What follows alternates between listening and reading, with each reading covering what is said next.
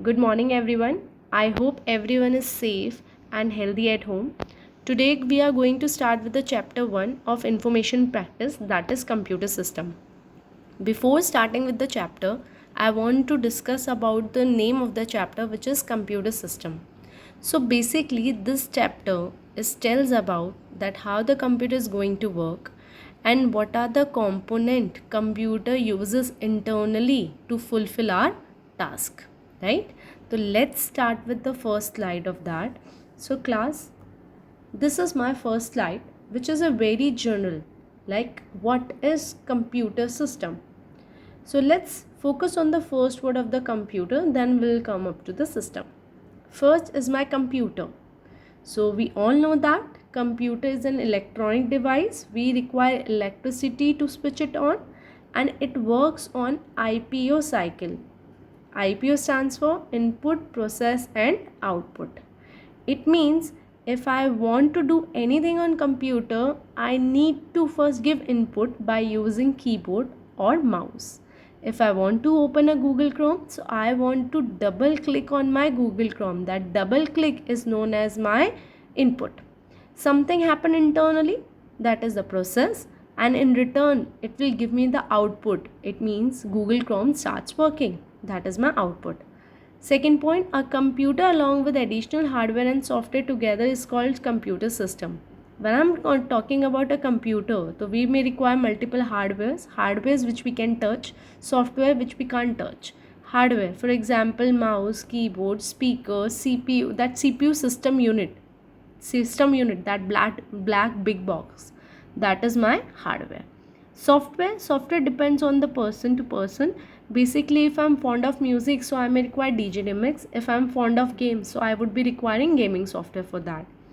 When I'm talking about a computer system, it means what are the components are there who completes a computer. So first we are talking about like CPU. So CPU, central processing unit. So when I'm talking about a computer, so we require one main brain who will understand our problems, who will understand our instructions and accordingly work. That is my CPU. Second is memory, who stores the data. It could be temporary or permanent.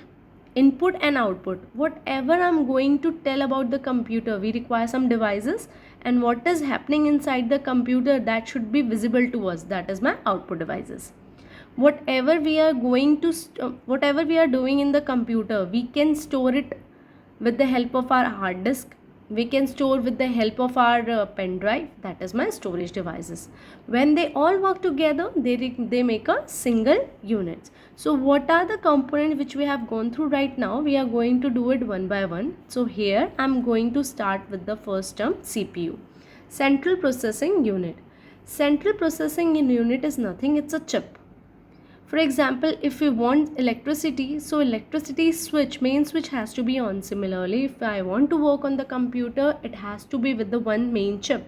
The chip is known as processor, microprocessor, and we say it main brain of my computer also. Second point, it is an electronic circuitry of a computer that carries out the actual processing. It means CPU is a chip which requires a circuit which works with the electricity. Third point, it can be placed on one or more microchips called integrated circuit. When I'm talking about a chip, we require multiple mini chips also, and we require one circuit plate also. Circuit plate is like a green plate with the silicon circuits in it, which helps to pass the electricity. We must have seen inside our switch circuit also, which are there on switchboard. Fourth point, based on the instruction, it fetches the data and program from the memory and perform arithmetic and logical operation and store data back to the memory. To understand this point, we have to take an example.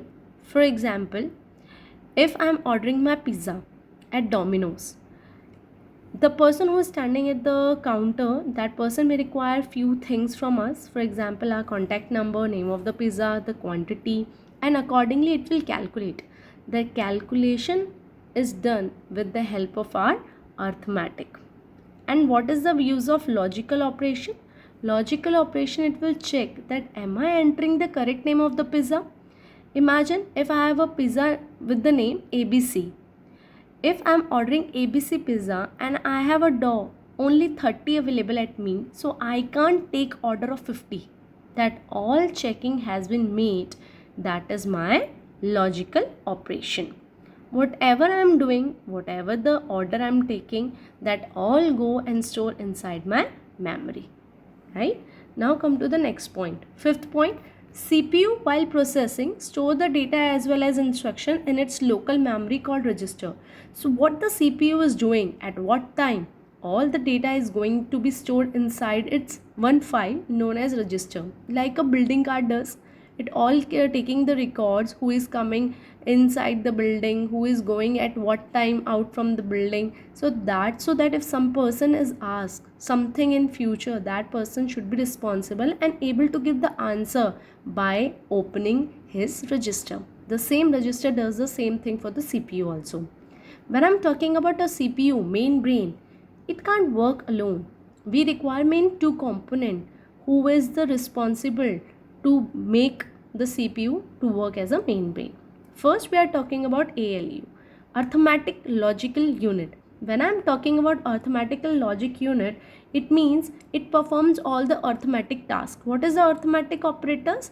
Plus, minus, multiply, divide. All this arithmetic logics calculation happened inside one component of CPU, that is my arithmetic.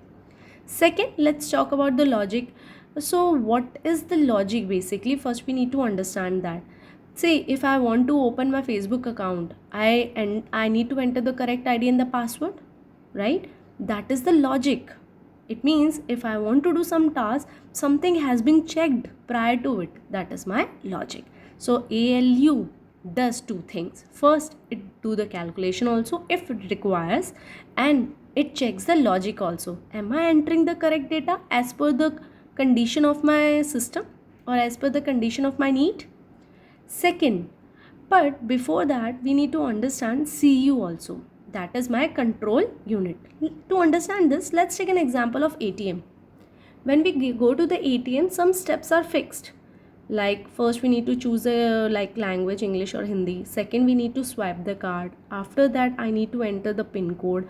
After that I need to choose from the option whether I want to withdraw the money or I need to see the summary of my debit card. So that options are already decided. If I'm entering the wrong pin code, so it asks me to enter the correct one.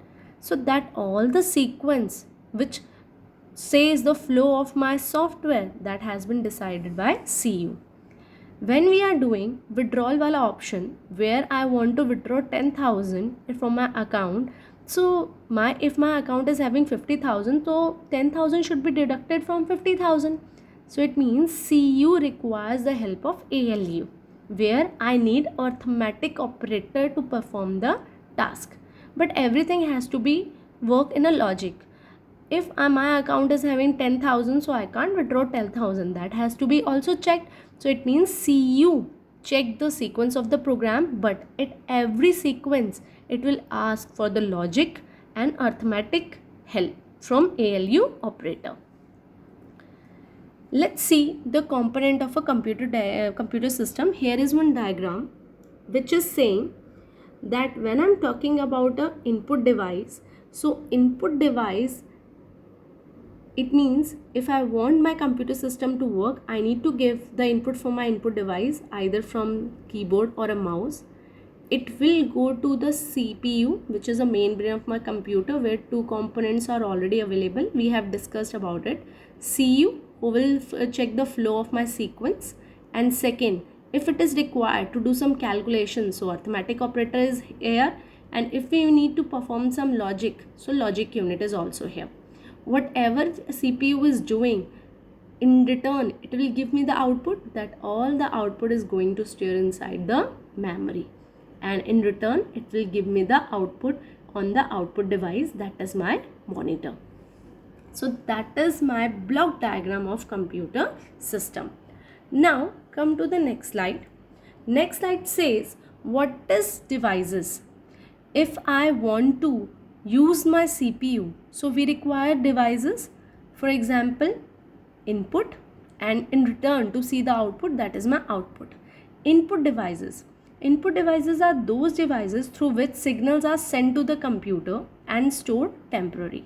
For example, if I want to choose any option from the computer, I need to use some device, that is my keyboard, or it could be my mouse. So it means I'm giving my instruction from out to inside the computer, that is my input device. So these are the example available here: keyboard, mouse, scanner and touchscreen. Now come to the output device. When we are talking about the output device, it means whatever it is going or running inside the computer, which is known as my processor, we should be able to see. So that we can see with the help of output device. The primary output device is my monitor. So what is there or happening inside the processor, we would be able to see with the help of output device. So it receives data from a computer system for display or physical production. Physical production means, for example, if I want to give a print of any document available with me, so I can give the print command. So something is coming out from my computer.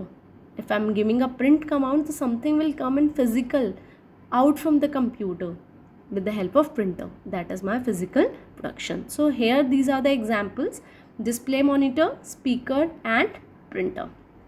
So class, for today that's it. Here